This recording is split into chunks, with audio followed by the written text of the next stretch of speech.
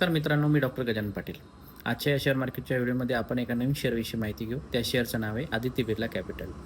सर्वप्रथम आदित्य बिर्ला कॅपिटल या शेअरमध्ये ग्रासिम इंडस्ट्रीज नावाचा शेअर आहे. त्याची सर्वात जास्त होल्डिंग आहे, नियरली अबाउट 52%. मित्रांनो, जेव्हा अशा एका कंपनीमध्ये दुसऱ्या कंपनीची होल्डिंग्ज असते, तेव्हा तो शेअर थोडा ट्रस्टेड असतो. बघायला गेलं तर ग्रासिम इंडस्ट्रीज ही सुद्धा एक बिर्ला ग्रुप कंपनीच आहे.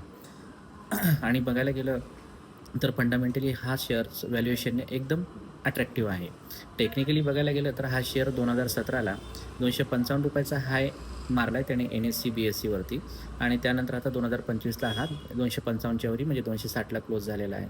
मित्रांनो, जेव्हा असा एक फ्रेश ब्रेकआउट भेटतो तेव्हा काय असतं, त्या शेअरमध्ये कॉन्फिडन्स आणि गॅरंटी असते की तो शेअर वर जाईल. आणि दुसरी महत्त्वाची गोष्ट म्हणजे की जेव्हा हा शेअर 260ला 265ला जेव्हा कन्सोलिडेशन करत असतो, तेव्हा येईन त्या 1.5 वर्षात 2 वर्षात 100% याच्यामध्ये थोडीफार का होईना अपसाईड मोमेंट राहते, तेही गॅरंटेड राहते. आणि इथून पुढे आपण बघूया की जसं बिहारचं इलेक्शन आता नोव्हेंबर महिन्यात आहे, तसं ऑक्टोबरच्या एंडिंग आणि नोव्हेंबरच्या फर्स्ट वीकमध्ये. त्यामुळे मार्केट थोडंफार का होईना खाली जाण्याचा प्रयत्न करत आहे. कालच शुक्रवारी फ्रायडेला मार्केट हे 200 पॉईंट्सनं खाली पडलेलं आहे.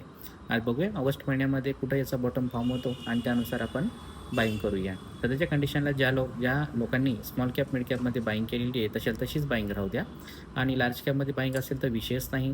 केव्हा मार्केट खाली पडेल तेव्हा स्मॉल कॅप मिड कॅप 25 ते 30% खाली पडत असतात. पण टेन्शन घेऊ नका. ऑगस्ट महिन्यामध्ये एक बॉटम फॉर्म करेल. बॉटम तर बघूया, कालच्या लेवलला 24,100च वाटतोय.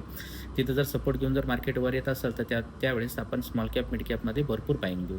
अशा प्रकारचे मी कॉल तुम्हाला रिकमेंड करत असला तरी त्यामध्ये तुम्ही स्वतः ॲनालिसिस करा. हा स्टॉक आदित्य बिर्ला कॅपिटल हा एज्युकेशनल पर्पज आहे.